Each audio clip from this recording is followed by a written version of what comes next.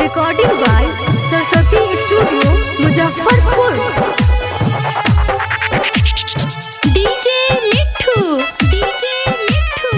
राजा पटसोनी।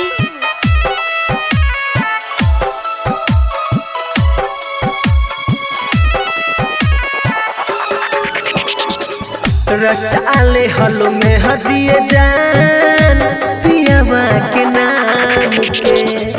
रचाले हलो में हदिए जान पियावा के नाम के। कोइलू न फिकिर तनिको, कोइलू न फिकिर तनिको प्रेमी के जान के। रचाले हलो में हदिए जान पियावा के नाम के।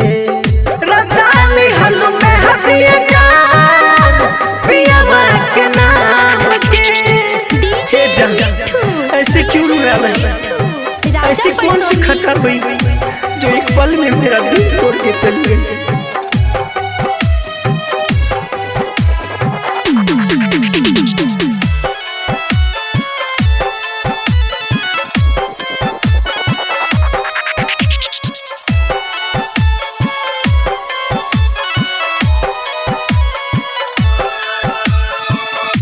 दिहलू न मौका तनियो गलतियों सुधारे के। नैना में डाल तोहनी नैना निहारे के। दिहलू न मौका तनियो गलतियों सुधारे के। नैना में डाल तोहनी नैना निहारे के। फेरा दिहलू पानी तू तो, फेरा दिहलू पानी तू तो सोचल रमान में।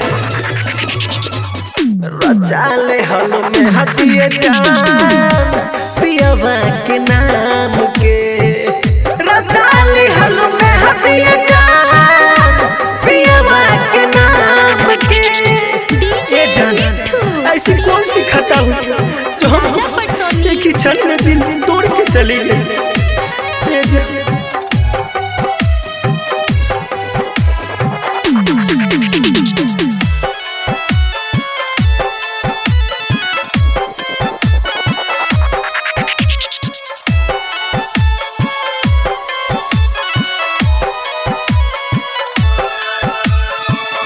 बाजी सहनाई तोहर होई जे विदाई। डोलिया के संगे तोहरा लाश हमर जाई। हो बाजी सहनाई तोहर होई जे विदाई। डोलिया के संगे तोहरा लाश हमर जाई। देखली हरती हमर, देखली हरती हमर घुंघटा से छान के। रचाले हलो में हदिए जान पियावा के नाम के।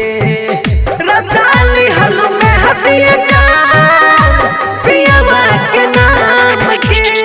डीजे काहे रोबू जब हंसावे के ना रहे? ए जान काहे दिल लगलू जब प्यार निभावे के ना रहे?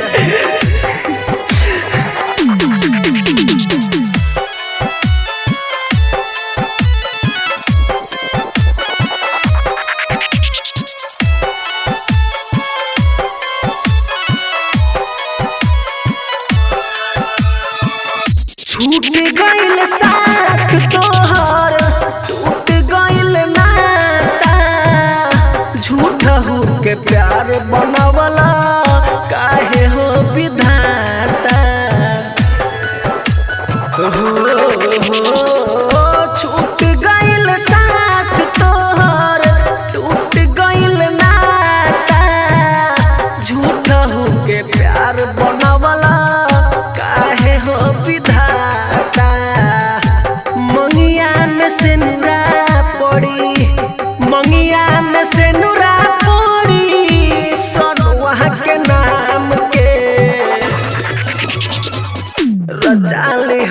दे हतिए जान पियवा के नाम